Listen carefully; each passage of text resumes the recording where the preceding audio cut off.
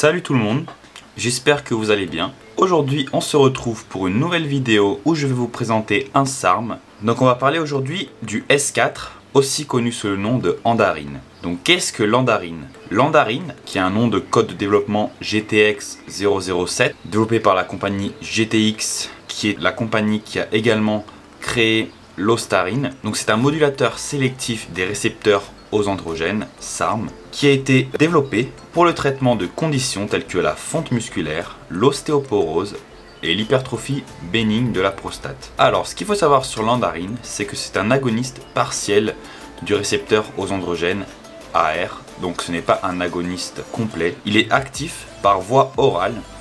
Et ce qu'on a vu, c'est que chez des rats mâles, il a été démontré que 0,5 mg d'Andarine par jour réduisait le poids de la prostate de 79,4% et augmentait de manière non significative le poids du muscle releveur de l'anus.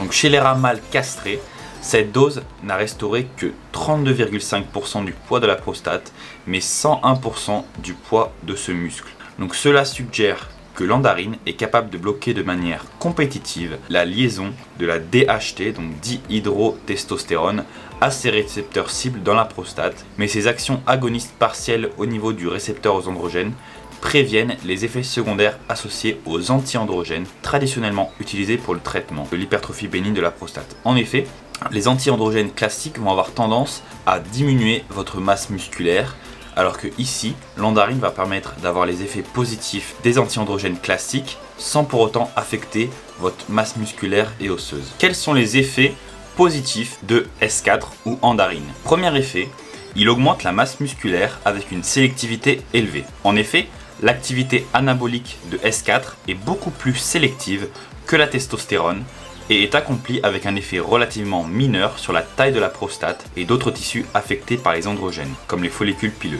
Donc ce qui veut dire que l'Andarine va avoir beaucoup moins d'effets androgéniques que la testostérone à une activité anabolique égale, donc ça va être supérieur pour la prise de muscle par rapport aux effets négatifs androgéniques. Deuxième effet positif de l'Andarine, c'est qu'elle va réduire la taille de la prostate. En effet, la suppression des androgènes avec des inhibiteurs de la 5-alpha réductase et des anti-androgènes sont deux des principaux traitements de l'hyperplasie bénigne de la prostate. Donc sur la base de l'activité agoniste, de l'activité partielle de l'Andarine dans la prostate par rapport à l'activité agoniste complète dans le tissu musculaire maigre, il était souhaitable d'étudier si elle pouvait être utilisée comme un traitement alternatif pour l'hyperplasie bénigne de la prostate. Donc comme je l'ai dit, cet effet de réduction de la taille de la prostate est dû à une activité androgénique très faible du S4 qui a activité anabolique équivalente avec la testostérone, va avoir un effet androgénique beaucoup plus faible, donc une réduction au niveau de la taille de la prostate. Ce qui est un effet positif car chez beaucoup de stéroïdes anabolisants ou SARM, on va retrouver associé à leur activité une augmentation de la taille de la prostate due à une activité androgénique plus élevée dans le corps. Autre effet positif qui était également noté chez le RAD 140, c'est l'augmentation de la densité minérale osseuse. En effet, la capacité de S4 à maintenir et à augmenter la densité minérale osseuse a été évaluée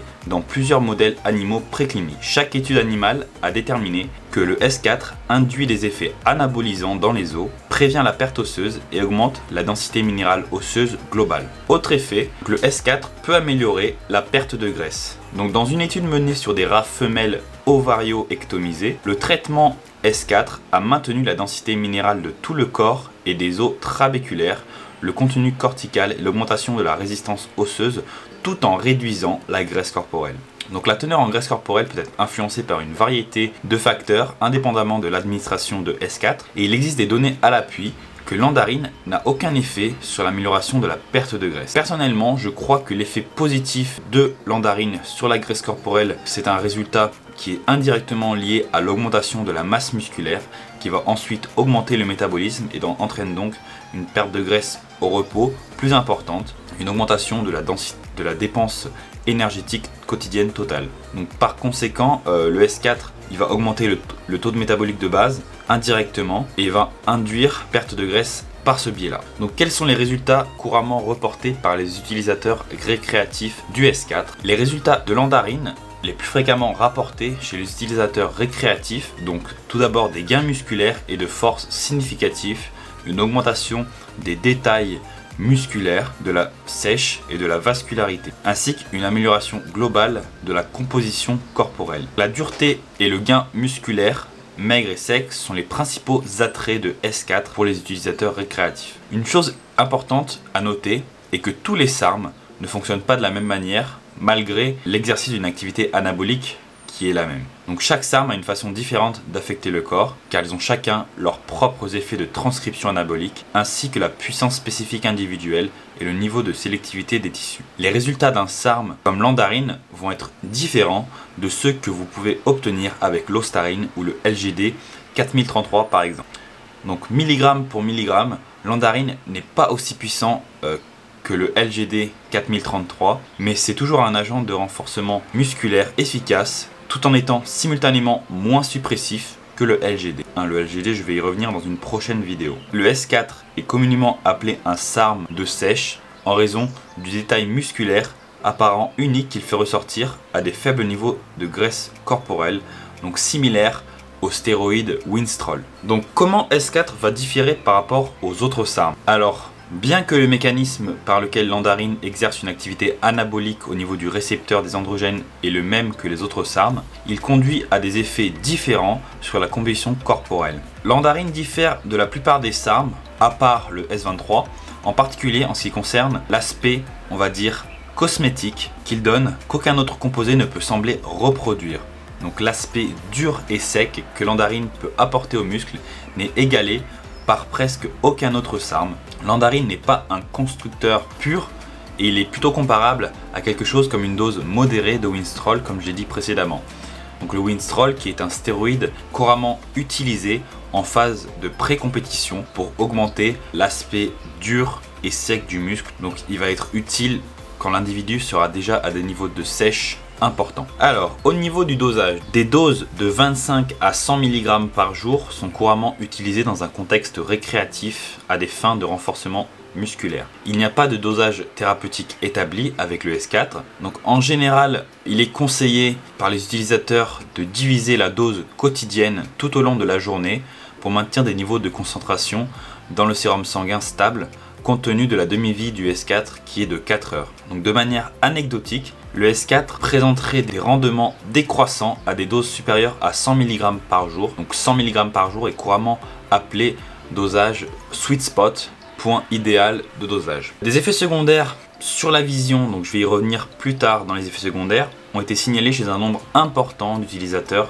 à des doses qui étaient supérieures à 50 mg par jour. Donc quels sont les effets secondaires du S4 ou andarine? Donc le premier effet du S4 va être une déficience visuelle. En effet, une déficience visuelle dans les environnements sombres est l'effet secondaire le plus notoire du S4. Bien que cela n'a été jamais signalé dans des données précliniques, probablement parce que aucune donnée humaine n'a jamais été publiée et qu'on ne peut référencer que des modèles animaux précliniques, l'andarine présente un effet secondaire très unique et étrange. À des doses suffisamment élevées de 50 mg par jour ou plus, l'andarine peut provoquer une teinte jaune à la vue et des problèmes importants d'ajustement des paramètres sombres à clair. Donc qu'est-ce que cela signifie? Ça veut dire que quand vous allez passer d'un environnement assez lumineux à un environnement sombre ou l'inverse, votre vue va mettre un certain temps à s'adapter comparé à la normale. Cet effet est particulièrement notable pendant la nuit et il n'y a pas de rapport anecdotique indiquant que cela est permanent. La vision semble revenir à la normale après l'arrêt. Donc la théorie derrière la cause de cet effet secondaire est que l'andarine se lie au récepteur oculaire dans les yeux. Les SARM se lient étroitement au récepteur androgène car c'est ce pourquoi ils ont été conçus de manière sélective et il existe des récepteurs aux androgènes dans les cellules de la cornée, du cristallin, de l'iris et du corps ciliaire de l'œil. Donc le S4 se lie probablement aux récepteurs androgènes dans ces parties de l'œil et affecte d'autres cellules de ces tissus directement par son interaction avec le récepteur androgène spécifiquement et cela se fait d'une manière unique qui altère ajustement de la vision plutôt que de concurrencer et de se lier aux récepteurs oculaires qui sont autrement responsables de l'ajustement de la vision sombre à claire. Donc à mon avis, cet effet secondaire peut avoir conduit à l'abandon du S4 dans les essais précliniques, mais ça n'a pas été démontré. Autre effet secondaire, comme tous les SARM, une diminution du bon cholestérol HDL. Le HDL n'était pas un marqueur de santé évalué dans les modèles animaux précliniques menés à l'aide du S4. Cependant, les données cliniques montrent une suppression dose dépendante des taux de cholestérol HDL et triglycérides avec l'utilisation de LGD 4033 ainsi que tous les autres SARM qui ont été évalués à des doses thérapeutiques pour l'homme. L'andarine n'est pas différent et va également supprimer le HDL de manière dose dépendante. Cependant, cette suppression va être beaucoup moins extrême qu'avec les stéroïdes anabolisants traditionnels, mais elle va être présente néanmoins. Donc cela est affirmé selon les références anecdotiques sur les bases de prise de sang menées auprès d'utilisateurs récréatifs qui ont noté cet effet secondaire même avec le S4. Autre effet secondaire également à noter, une suppression de la testostérone. Oui, les SARM ont constamment démontré la suppression de l'hormone LH et de l'hormone FSH par l'axe HPTA, donc diminuant ainsi la testostérone de manière dose dépendante. Cependant, le S4 est l'un des SARM les moins suppressifs qui conserve un profil d'activité prometteur. Donc bien que le S4 ne soit pas aussi suppressif que les autres SARM les plus puissants comme le S23 ou le LGD 4033, il provoquera toujours une suppression endocrinienne de manière dose dépendante. La perte de cheveux, donc tous les androgènes, provoquent une alopécie androgénique de manière dose dépendante, mais la mesure dans laquelle ils le font dépend de leur sélectivité tissulaire, de leur affinité de liaison et de la posologie utilisée.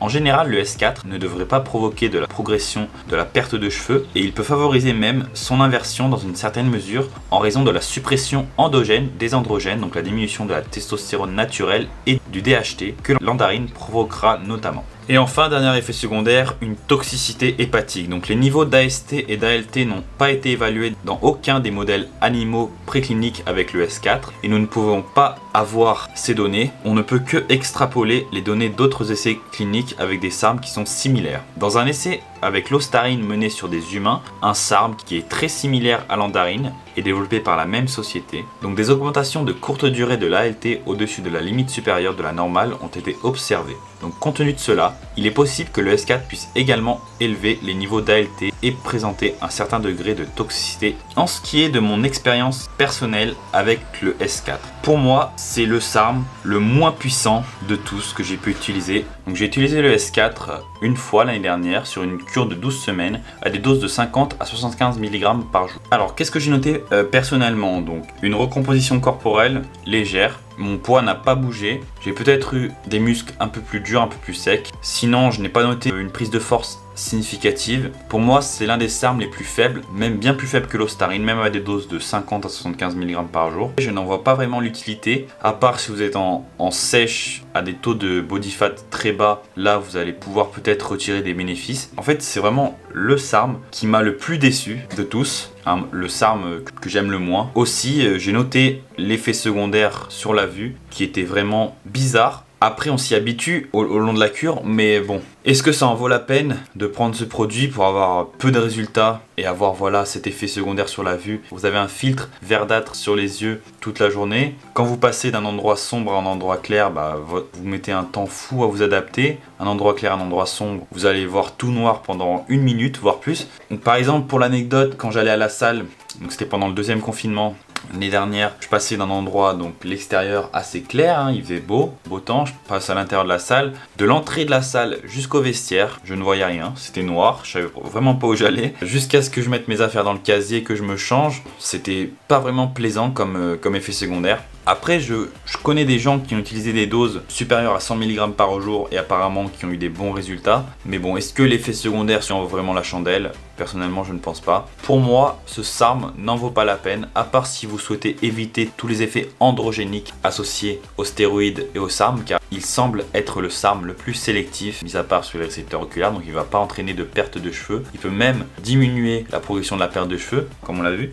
Personnellement, je ne recommande pas forcément de prendre plus de produits que ça avec, car vu sa faible force, il va pas forcément impacter votre foie plus que ça, ni vos lipides, ni votre production de testostérone naturelle. Donc pour ce qui est de la post-cure, un booster de testostérone naturelle comme l'ostarine pourrait suffire, sinon du clomifène ou du tamoxifène comme je l'ai dit. Mais voilà, bon, pour moi ça n'a pas été une bonne expérience. Après, peut-être que vous avez eu de l'expérience avec l'andarine et vous pouvez la poster dans les commentaires pour voir ce que vous avez obtenu. Donc pour moi mes résultats n'étaient pas ouf avec. Personnellement je préférais autant rester naturel que prendre ce produit, vraiment. Donc voilà, vidéo un peu plus courte que d'habitude, mais j'avais pas vraiment grand chose à dire sur ce produit vu que mon expérience n'était pas... Je n'ai pas vraiment apprécié mon expérience avec. J'espère quand même que la vidéo vous aura apporté un peu d'informations sur le sujet des SARM. Donc prochaine vidéo, je vais sûrement revenir sur le SARM LGD 4033 qui lui au contraire est l'un de mes SARM préférés. Vous verrez pourquoi. Donc n'hésitez pas à vous abonner, à mettre un like et à commenter. Ça aide toujours pour l'algorithme YouTube. Donc dites-moi si vous avez aimé la vidéo dans les commentaires, pourquoi, et si vous n'avez pas aimé la vidéo également. Allez sinon sur mon Instagram Pierre Gourdon, je pourrais répondre à vos DM si vous avez n'importe quelle question. Et puis voilà, sinon posez votre question en commentaire sur YouTube. Voilà, je vais sûrement mettre une vidéo posing avec le S4 si j'en trouve une à la fin de la vidéo. Donc voilà, on se retrouve très vite, à bientôt sur la chaîne pour une autre vidéo. Allez, bye bye.